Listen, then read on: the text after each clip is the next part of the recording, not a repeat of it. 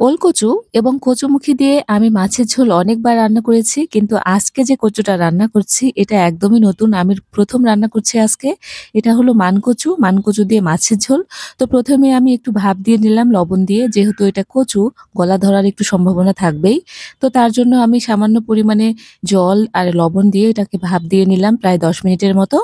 এবারে আমাকে মাছ ভেজে নিতে হবে। মাছ এটা কাতলা মাছ, এটা রুই কাতলা মাছ দিয়ে রান্না করলে আমার মনে হয় একটু বেশি ভালো লাগবে। তো আমি মাছগুলোকেও মচমচে করে ভেজে নিলাম, ভেজে তুলে নিলাম। তারপরে ফোড়নে দিয়ে দিলাম সামান্য পরিমাণে জিরে আর একটু তেজপাতা আর একটুখানি পাঁচফোড়ন।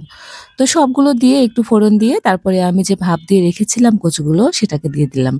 কচু দিয়ে এখন আমি একটু সামান্য ভেজে নিয়েছি লবণ হলুদ দেওয়ার আগেই। তো তারপরে আবারও একটু লবণ আর পরিমাণ মতো হলুদ দিলাম। দিয়ে আবারও আমি কিছুক্ষণ ভেজে নিয়েছি। ভেজে নেওয়ার পরে আমার মনে হলো একটু তেল কম হয়ে গেছে। তো আমি আরেকটু তেল দিয়ে দিলাম। আর এটা কিন্তু আমার অনেকখানি সিদ্ধ হয়ে আছে। এটা কষানোর জন্য কিন্তু কোনো জল দিতে হবে না। একবারেই আমি ঝোল দিয়ে দিব। তো তার জন্য আমি এখানে কাঁচামরিচ বাটা দিয়ে দিলাম মসলার মধ্যে। আর দিয়ে দিলাম সামান্য পরিমাণে আদা জিরে বাটা। এবারে মসলা আর মানকচুটাকে খুব ভালো করে আমাকে একটু ভেজে নিতে হবে। আমি এখানে জল দিইনি, জল ছাড়াই কিন্তু অনেকক্ষণ আমি ভেজে একটু কষিয়ে নিয়েছি। তারপরে ঝোলের জন্য যে পরিমাণ মতো জল লাগে আমি সেটাকে দিয়ে দিলাম।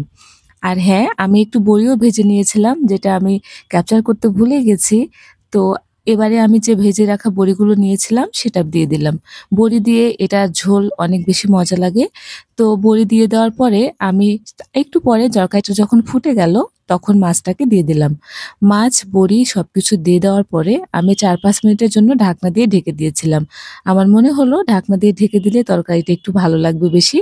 তো এই তো আমি ৪-৫ মিনিট ঢাকনা দিয়ে ঢেকে রান্না করার পরে আমি নামানোর আগ দিয়ে সামান্য পরিমাণ একটু দারুচিনি বাটা মানে গরম মসলা যেটা ছাল সেটা বাটা দিয়ে আমি তরকারিটা নামিয়ে নিয়েছি। আর এটা হলো তরকারির ফাইনাল লুক। এটা খেতে দারুণ হয়েছিল। যারা খাননি অবশ্যই খাবেন।